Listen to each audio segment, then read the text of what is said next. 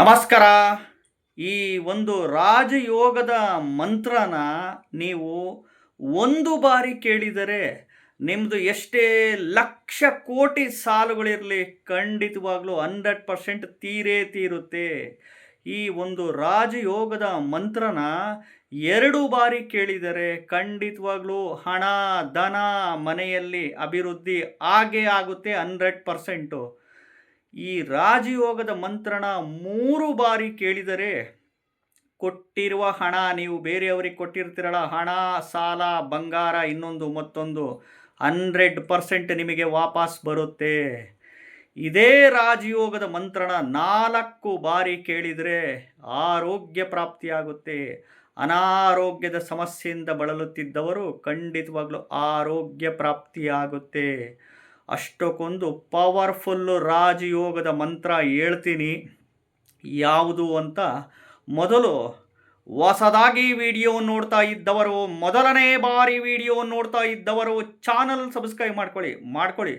Channel subscribe ಮಾಡ್ಕೊಂಡ್ರಾ ಕೆಳಗಡೆ hype button ಇದೆ ನೋಡಿ, HYPE ಐಪ್, ಕೆಳಗಡೆ ಐಪ್ ಬಟನ್ನು ಪ್ರೆಸ್ ಮಾಡಿ.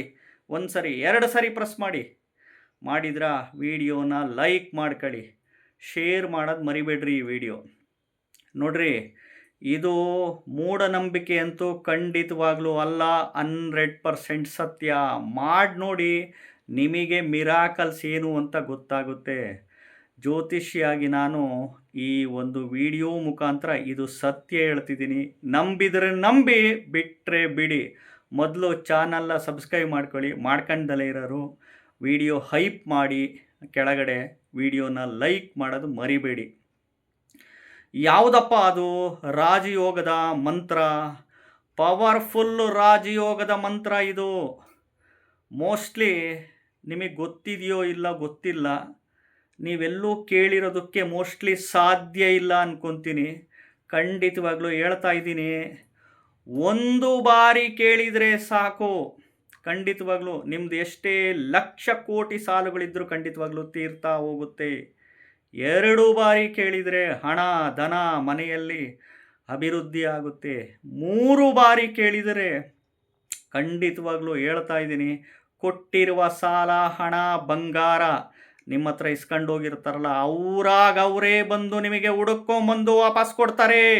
100% ಸತ್ಯ. 4 ಬಾರಿ ಕೇಳಿದರೆ ಅನಾರೋಗ್ಯ ಸಮಸ್ಯೆಯಿಂದ ಬಳಲುತ್ತಿದ್ದವರಿಗೆ ಆರೋಗ್ಯ ಪ್ರಾಪ್ತಿಯಾಗುತ್ತೆ. ತುಂಬ ಪವರ್ಫುಲ್ ಮಂತ್ರ ಯಾವುದು ಗೊತ್ತಾ? ಶ್ರೀ ಲಕ್ಷ್ಮೀನಾರಾಯಣ ಹೃದಯ ಸ್ತೋತ್ರನ ಪ್ರತಿ ಗುರುವಾರ ಮಧ್ಯರಾತ್ರಿ 12 ಗಂಟೆಗೆ ಸರಿಯಾಗಿ ಕೈಕಾಲು ಮುಖ ತೊಳ್ಕೊಂಡು ಮೌತ್ ವಾಶ್ ಮಾಡ್ಕೊಂಡು ಪೂರ್ವಕ್ಕೆ ಅಥವಾ ಉತ್ತರಾಭಿಮುಖವಾಗಿ ಕೂತ್ಕೊಂಡು ಕೇಳ್ತಾ ಬನ್ನಿ. ಶ್ರೀ ಲಕ್ಷ್ಮೀನಾರಾಯಣ ಹೃದಯ ಸ್ತೋತ್ರ. ಖಂಡಿತವಾಗ್ಲೂ ಇದು ಮೂಢನಂಬಿಕೆ ಅಲ್ಲ, 100% ಸತ್ಯ. ನಮಸ್ಕಾರ.